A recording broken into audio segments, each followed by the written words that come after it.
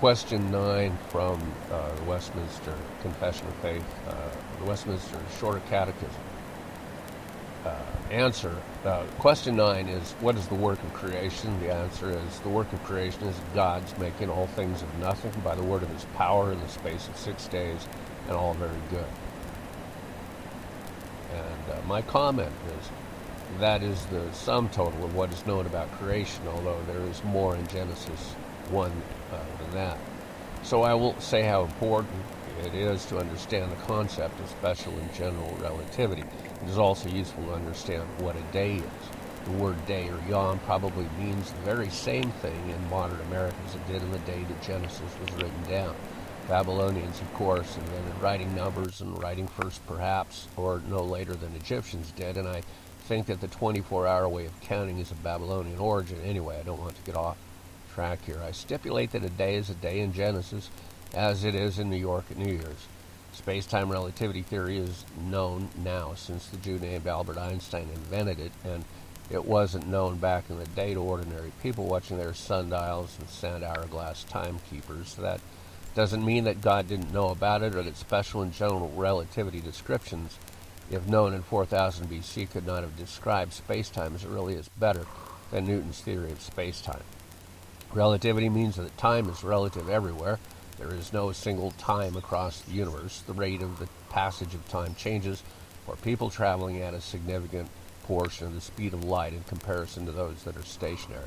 That is not abstract speculation. The world's GPS satellite require correction because of relativistic effects as they circle around the Earth as precision clocks. Our Arthur Eddington measured the warp of light around the sun's gravitational field yearly in the 20th century, confirming Einstein's general theory about relativity, about gravity acting as if it warps space and time. Many people don't know about mass, matter, and that it is equivalent to energy, entirely convertible, in fact, in accord with Einstein's famous equation of energy equal mass times the speed of light squared. Energy equals mass times the speed of light squared. There are 4 primary physical forces that hold atoms and mass together. The strong force holds quarks together. The nuclear force holds atomic nuclei together, electromagnetism, and gravity. Photons have no mass and are purely energetic vibrations in a field. They exist more as phenomena than as substance. The more massive a clump of atomic particles are, the more they are subject to gravity. Gravity draws all mass together unto itself. Einstein's theories provided the reasoning that led to people like Catholic priest Lemaitre inventing Big Bang theory. All of the compacted energy at a singularity exploded, inflated faster than light for a fraction of a second, which is Guth's idea, becoming vast, and then as the energy expanded and cooled, it became little clumps of mass that under the strength of gravity drew together to become stars and galaxies. As stars cycled through their nuclear fuel, they exploded, creating new elements. Stars burn with nuclear fusion. That ends up generating new chemical elements. Planets form from the detritus of exploding stars. It is believed by many that life evolves. That as it may, the physicist Max Tegmark, multiverse specialist, made a dead-reckoning mathematical-based speculation that no intelligent life exists within the observable universe besides human life. An intense astronomy project looked for any sign within the galaxy and found no obvious radio waves or light signals or other signs of an advanced civilization. If life were easy to form, naturally it should be easy to find a trace of it, was the way the reasoning went. He calculated that it is so rare going on, known logical extrapolation, inductive estimate premises, that there is no intelligent spacefaring species out there. That is something of a non sequitur. Maybe they will arise next week and invite us all for dinner. General relativity means that space-time is one unit. They are in effect a unified space-time field.